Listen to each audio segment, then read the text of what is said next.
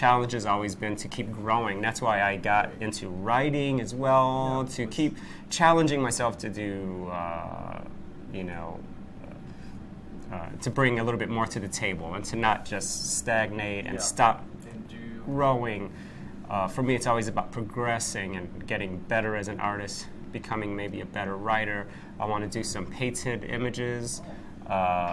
There's a lot of things that I want to expand on, and I think that's part of being an artist is always learning and always growing as an artist. As a child, I always liked scary kind of stories, as opposed to fantasy or anything like that. I really liked, I like sci-fi too, but I really like monster stories or dark stories or people coming out of the shadows. I'm kind of, and plus the criminal element, the crime element that you see like in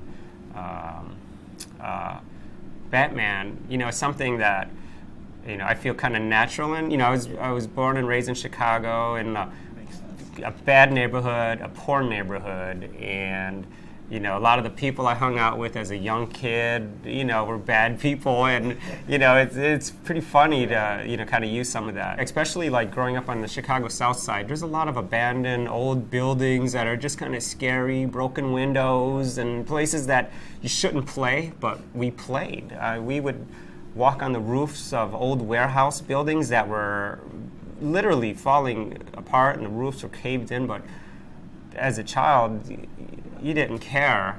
You didn't see the danger in that, and we'd go in there, we'd cause trouble, and so I really like the old abandoned, desolate, that type of architecture. I think there's something to that I'm drawn to for some reason.